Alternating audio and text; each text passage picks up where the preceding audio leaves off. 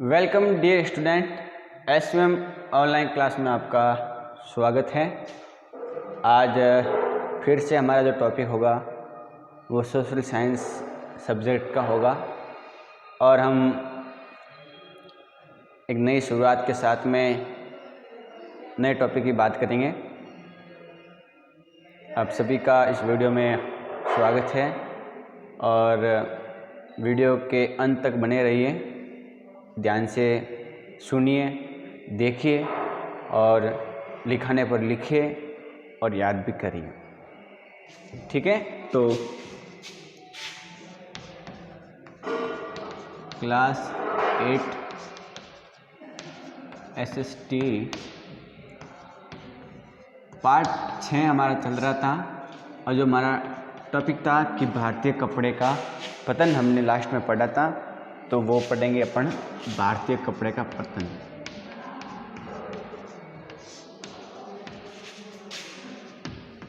कपड़े का पतन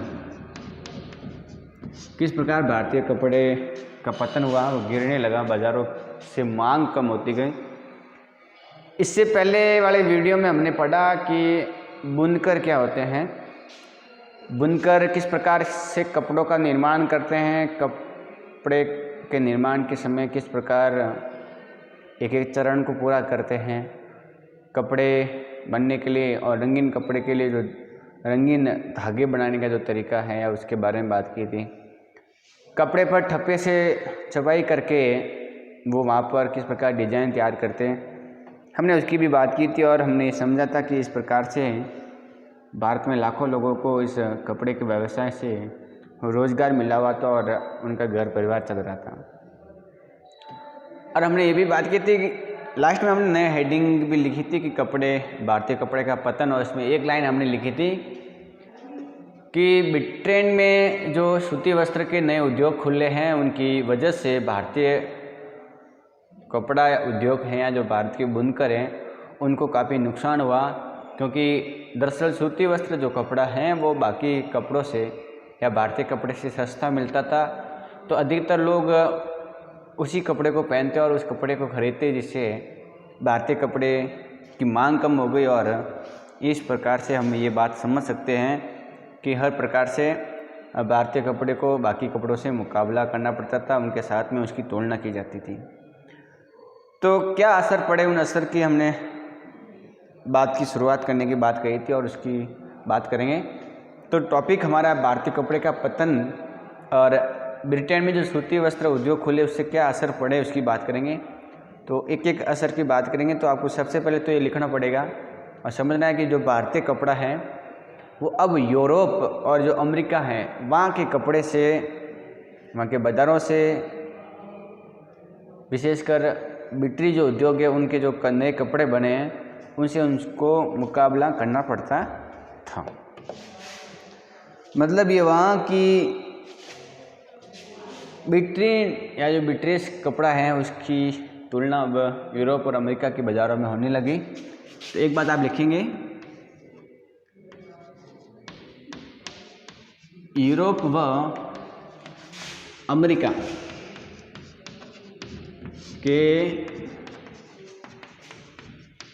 बाज़ारों में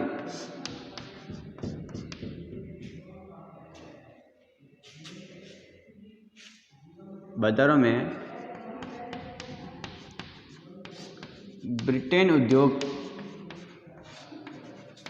के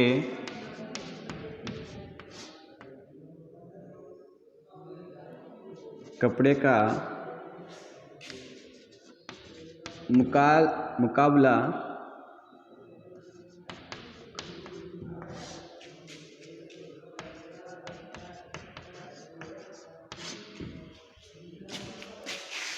यूरोप व अमेरिका के बाज़ारों में ब्रिटेन उद्योग के कपड़े का मुकाबला भारतीय कपड़े से होने लगा।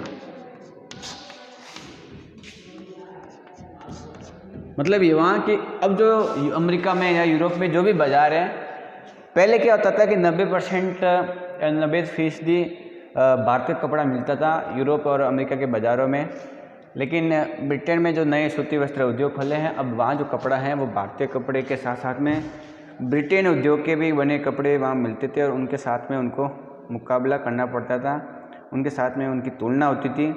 ये बात आपको ध्यान में रखना है। इसके अलावा दूसरा जो कारण था कि भाई अपन क्या पढ़ रहे हैं कि क्यों विदेशों में भारतीय कपड़े की मांग कम होगी, भारतीय कपड़े का किस प्रकार पतन हुआ। तो एक कारण समझ में आ गया होगा कि जो भारतीय कपड़े हैं उसकी जो हम होड़ करें तो पहले हर देश के अंदर एक विशेष थी, लेकिन अब ब्रिटेन कपड़े के साथ में होने लगी और भारतीय कपड़ा गिरने लग गया। इसके अलावा भारतीय कपड़ा बाकी देशों में जाने के साथ साथ में जो इंग्लैंड है वहाँ जो आयात होता था उसमें अब वो मुश्किल पैदा हो गई, क्योंकि भारत का जो कपड़ा है वहाँ से अब आयात नहीं होने लगा। अगर होता भी है तो सीमा शुल्क भारी थोप दिए गए थे, ये आपको ध्यान रखना है। तो भारत से जो इंग्लैंड को कपड़े का जो आयात होता था वो कम होता जा रहा था, ये बात आपको लिखनी है। 2 नंबर की लिखना है, भारत से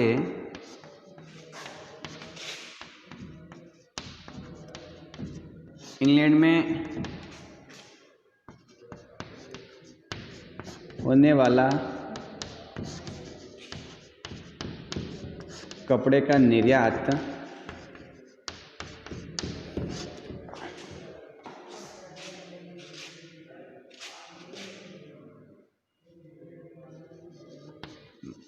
मुश्किल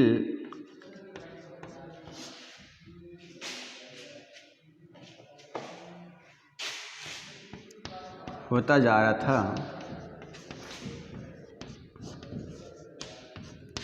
क्योंकि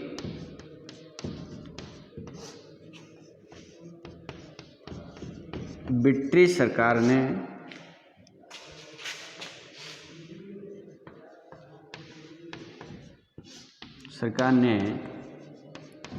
भारी सीमा शुल्क, बॉर्डर शुल्क थोप दिए या लगा दिए, थोप दिए। मतलब ये हुआ कि भारत से जो कपड़ा जाता था इंग्लैंड के अंदर वो अब कम होता जा रहा है, मुश्किल हो रहा है, क्योंकि अब इंग्लैंड में पार करने के लिए सीमा से पार करना पड़ता और सीमा पर यहाँ पर भारी सीमा शुल्क लगता था, फिर इंग्लैंड में कपड़ा जाता। तो ब्रिटिश सरकार ने सीमा शुल्क बढ़ा दिया, तो अब कपड़ा महंगा हो गया और बाकी देशों से, बाकी ब्रिटेन से भी ज़्यादा महंगा होने की वजह से अब उसकी मांग कम होती जा रही थी। तो 2 कारण हमने लिखे हैं कि बाज़ारों में जो भारतीय कपड़े की तुलना है वो इस कपड़े से होने लगी, ब्रिटेन उद्योग के कपड़े से। और इंग्लैंड में भी जो कपड़ा भारत से जो निर्यात होता था इंग्लैंड के लिए, उस पर भी क्या था, भारी शुल्क था। तो वो भी एक प्रकार से बाधा है, भारतीय कपड़े को नीचे गिराने का एक प्रमुख कारण आता है। इस बात को आप ध्यान रख सकते हो। आगे बात आपको ये लिखनी है और याद भी रखनी है आपको, ठीक है। तो हमने 2 बात कर ली है। इंग्लैंड में जो बना सूती कपड़ा है वो 19वीं सदी की शुरुआत तक भारतीय कपड़े का जो अफ्रीका है या अमेरिका है या यूरोप है उनसे बाहर कर दिया था। मतलब यह हुआ कि ब्रिटेन का जो अभी कपड़ा बनने लग गया, इंग्लैंड का जो कपड़ा बन रहा था वो कपड़ा अब इतना फैलने लग गया कि भारतीय जो कपड़ा अमेरिका में था या यूरोप के देशों में था या अफ्रीका में था, वहाँ के बाज़ारों से धीरे धीरे बाहर निकलता चला गया। और इस वजह से हमारे भारतीय बुनकर बेरोजगार हो गए। ये बात आपको ध्यान में रखनी है। और सबसे बुरी जो हालत हुई है वो बंगाल में हुई है। तो आगे लिखेंगे और समझेंगे और याद रखना है आपको।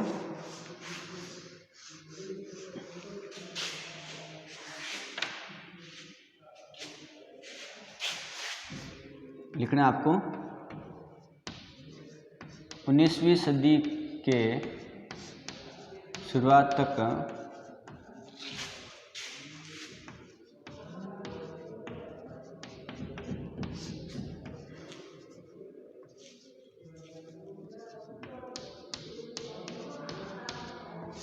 इंग्लैंड का कपड़ा या इंग्लैंड के कपड़े ने या इंग्लैंड के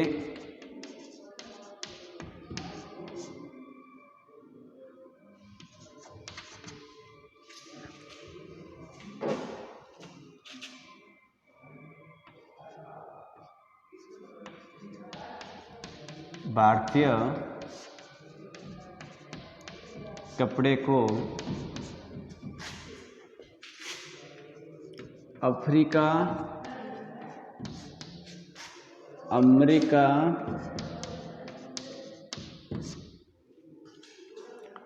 और यूरोप के बाज़ारों से बाहर निकाल दिया था। वह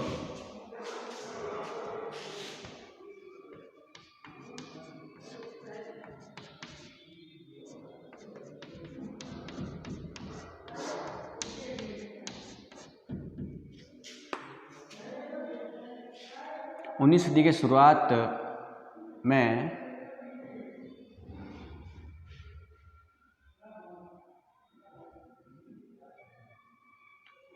तो आप लिखेंगे कि 19वीं सदी के शुरुआत में इंग्लैंड के कपड़े से, या लिखेंगे से ताकि बाकी ठीक रहे, तो से भारतीय कपड़ा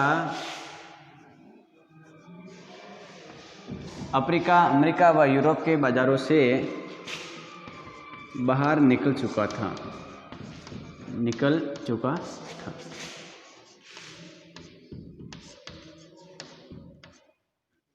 ये निकल गया था। ठीक है, जब 19वीं सदी की शुरुआत हुई और उसी शुरुआत के तहत अब जो भारतीय कपड़ा है जो पहले अफ्रीका, अमेरिका और यूरोप के बाज़ारों में फैला हुआ था, इंग्लैंड या ब्रिटेन के कपड़ों की वजह से भारतीय कपड़ा बाहर आ गया था इन बाज़ारों से। 19वीं सदी के शुरुआत में इंग्लैंड के कपड़े से भारतीय कपड़ा अफ्रीका, अमेरिका व यूरोप के बाज़ारों से बाहर निकल गया था। ये बात आपको लिखनी है और फिर लिखेंगे इससे हजारों भारतीय बुनकर बेरोजगार हो गए।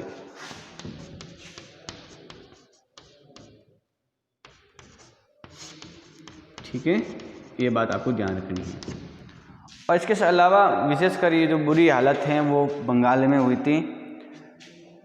अब ब्रिटिश और जो यूरोपीय कंपनियां हैं वो भारत से माल खरीदना बंद कर देती हैं और उनके जो एजेंट हैं वो अब उनको जिस हिसाब से पैसे देते थे आपूर्ति के लिए, जो भी उनको टारगेट देते वो टारगेट बंद हो गया। अब परेशान बुनकर मदद के लिए बार बार सरकार से हेल्प मांग रहे थे, रिक्वेस्ट कर रहे थे, बात ना कर रहे थे। तो ये बात आपको ध्यान में रखनी है। पतन कैसे हुआ, अगर क्वेश्चन आ जाए कि भारतीय कपड़े का पतन कैसे हुआ, बुनकरों का पतन कैसे हुआ या कपड़े का, तो दो वजह तो हमने लिख ली थी। किस प्रकार यूरोपीय बाज़ारों में या अमेरिका के बाज़ारों में ब्रिटेन के कपड़े की होड़ या उसका मुकाबला भारत के कपड़े से होता था। इसके अलावा हमने ये भी देखा कि विशेषकर भारी शुल्क की वजह से भी भारतीय कपड़ा कम हो गया और 19वीं सदी के शुरुआत तक ऐसा हुआ कि भारतीय कपड़ा अभी इन बाज़ारों में नहीं मिलता। वहाँ के बाज़ारों में भारतीय कपड़े की मांग लगभग बाहर हो गई थी, कपड़ा बाहर निकल गया था क्योंकि इंग्लैंड में नए कपड़े की शुरुआत हो गई थी और सस्ता कपड़ा। इस वजह से अब भारतीय कपड़े को ख़रीदने वाले कोई नहीं है और बुनकर बेरोजगार हो गए और बंगाल में कंडीशन की हालत ख़राब हुई। और जिस हिसाब से उनको पहले जो पेशगी मिलती थी, टारगेट मिलता था कि भाई आपको इतना काम करना है बुनकरों को, अब वो उनको नहीं मिलती हैं और इस वजह से वो बेरोजगार हैं और इतनी हालत ख़राब हुई कि वो सरकार से प्रार्थना करने लग गए कि भाई हम भूखे मर जाएंगे, हमारी हालत ख़राब हो गई है। ठीक है, तो ये बात आपको ध्यान में रखनी है।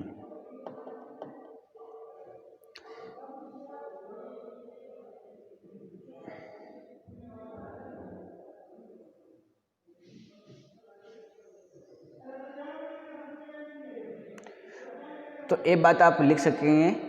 इसके अलावा ये ध्यान रखना है कि 1830 जो 19वीं सदी की बात करें, जो 1830 का जो दशक है उसमें क्या हुआ कि भारतीय बाजार ब्रिटेन में बने सूती कपड़े से पट गया। इसका मतलब ये हुआ कि भारतीय बाजारों में भी अब ऐसा हुआ कि ब्रिटेन का कपड़ा आने लग गया।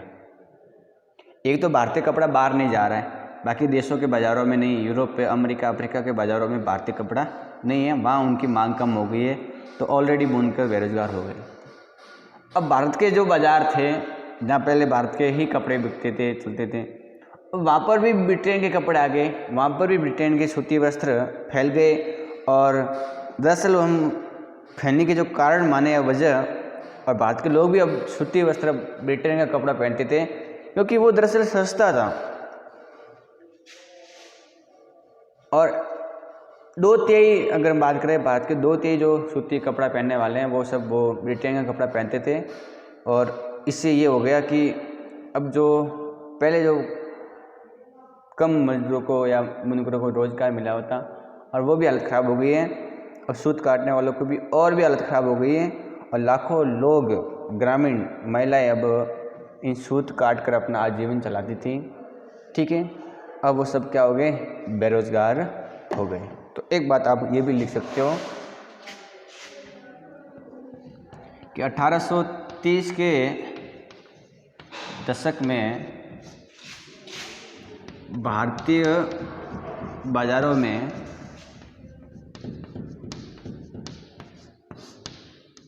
भी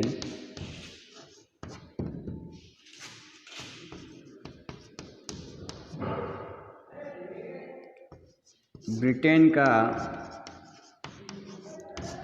सूती कपड़ा फैल गया था।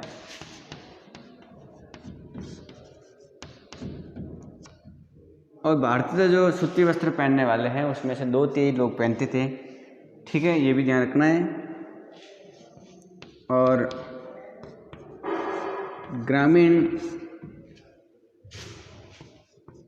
लाखों महिलाएं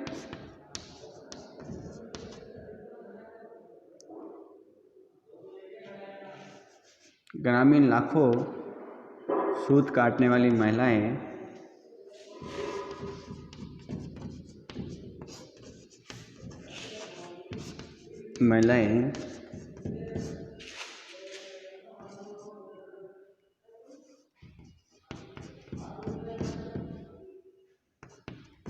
बेरोजगार हो गई।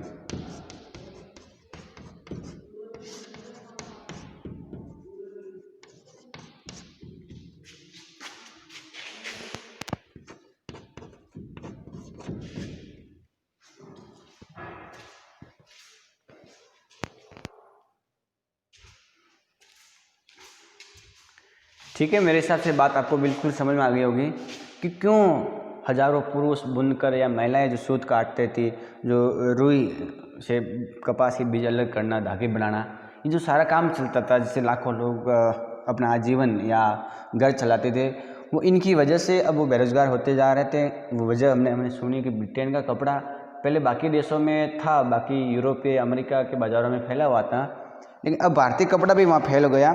तो भारत के अंदर बिल्कुल जो बुनकर है उनकी हालत ख़राब हो गई थी। ये बात अपन अच्छी तरह से समझ सकते हैं। तो ये बात आप अच्छी तरह से लिख सकते हो। आगे हम बढ़ते हैं, लेकिन एक बात और ध्यान रखेंगे कि जो हथकरघों से या हाथों से जो कपड़ा बनता था जिस डिज़ाइन का, वो डिज़ाइन मशीनें से तैयार नहीं होती थी। इसका मतलब ये हुआ कि जो हाथों से जो डिज़ाइन बनाई जाती थी उनका काम ख़त्म नहीं हुआ है। ऐसा नहीं हुआ है कि पूर्ण रूप से पूरा बंद ही हो गया सिस्टम कपड़ा बनना, बिल्कुल नहीं। दरअसल जो सूती वस्त्र हैं वो मशीनों से बनता था ब्रिटेन के अंदर, तो सस्ता था, लेकिन भारत में जो हाथ से कपड़ा बनता था वो महंगा था। लेकिन कपड़े की कुछ ऐसी डिज़ाइन, ऐसे प्रकार, ऐसी किस्म या नस्ल जो हाथ से ही बनाई जाती थी, मशीनों से नहीं बनती थी, तो उनका तो बिल्कुल चलता था, उनका हुनर आगे बढ़ा। तो ये भी ध्यान रखना है। तो जो हथकरघे हैं, जो हाथ से बुनाई करते थे, उनका काम ख़त्म नहीं हुआ है, वो कुछ ऐसी किस्म हैं जो मशीनों से नहीं बनती थी। और जैसे अगर बात करें भला जटिल या मन भावन जैसी जो किनारे वाली साड़ी है वो मशीनों से नहीं बनती थी, तो वो भी ध्यान रखना है। और वो जो ऐसी साड़ियाँ हैं वो रईस परिवारों को भी पसंद थी, मध्य वर्ग के लोग भी पहनते थे। तो इसके अलावा भारतीय जो कपड़ा, जो मोटा कपड़ा है वो न ब्रिटेन में मिलता था, और ऐसा कपड़ा जो भारतीय गरीब जनता पहनती थी, ब्रिटेन में ऐसा भारी मोटा कपड़ा जो खादी कपड़ा हम कहे तो वो नहीं मिलता था। ये बात आपको ध्यान में रखनी है। तो आगे आप लिखेंगे कि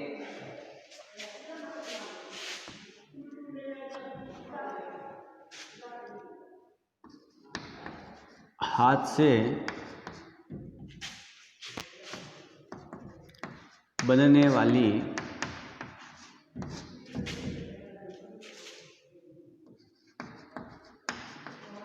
अनेक किस्म की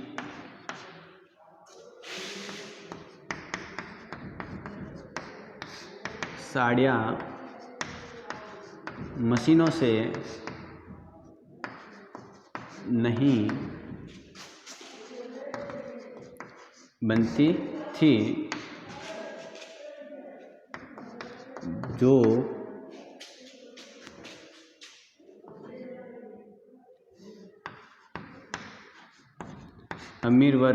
थी, जो अमीर वर्ग व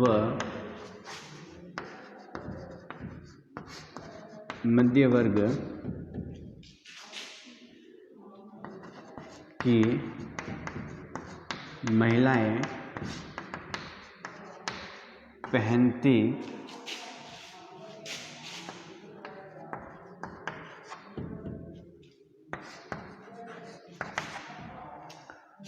तो ये बात आपको लिखनी है कि जो हाथ करके है, हाथों से जो कपड़े तैयार करते थे और ऐसी डिजाइन है, तो हाथ से बनने वाली अनेक किस्म की साड़ियाँ मशीनों से नहीं बनती थी, जो अमीर वर्ग व मध्य वर्ग की महिलाएं पहनती थी। ये बात आपको ध्यान रखनी है, समझनी है। और ब्रिटेन में ऐसा बेहद मोटा कपड़ा भी नहीं मिलता था जो भारत के लोग पहनते थे, ये आपको ध्यान रखना है। अब भारत के अंदर किस प्रकार के अलग अलग कपड़े बनते थे, अलग अलग कपड़े कहाँ कहाँ मिलते थे, उनके केंद्र कहाँ हैं, उसकी भी हम बात करेंगे।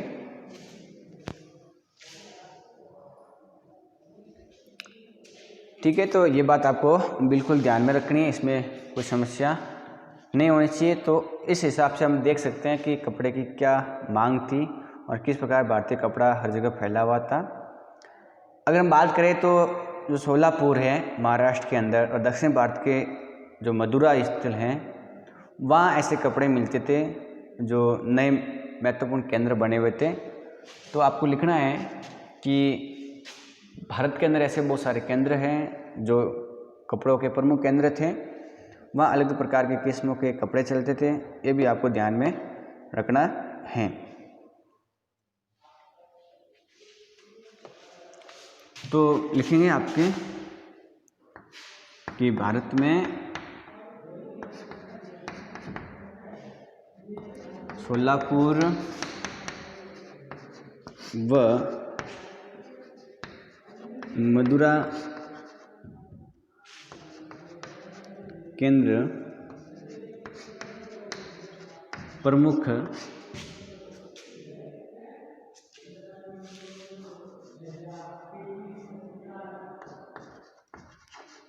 उन्नीसवीं सदी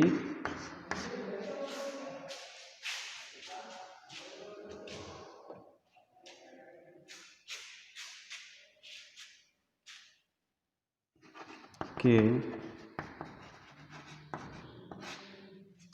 आखिर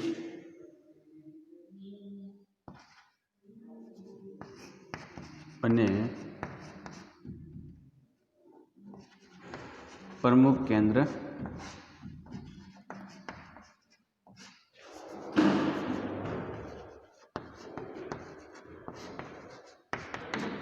भारत में सोलापुर व मदुरा केंद्र 19वीं सदी के आखिरी बने प्रमुख केंद्र थे, ये आपको ध्यान रखना है। ठीक है, यहाँ पर ऐसे कपड़े बनते थे, इस प्रकार की डिजाइनें तैयार की जाती थी, ये ऐसे केंद्र थे जो इस प्रकार की साड़ियाँ बनाने के थे, ये बात आप याद कर सकते हो और याद रख सकते हो। तो आज के वीडियो में इतना ही, आगे हम अगली वीडियो में बात करेंगे। और लिखते जाइए, इसको समझते जाइए, अपनी किताब से ज़रूर पढ़िए, बाकी अपना ख्याल रखिए, ठीक है। तो आज के वीडियो में इतना ही, बाकी अपन कल बात करेंगे।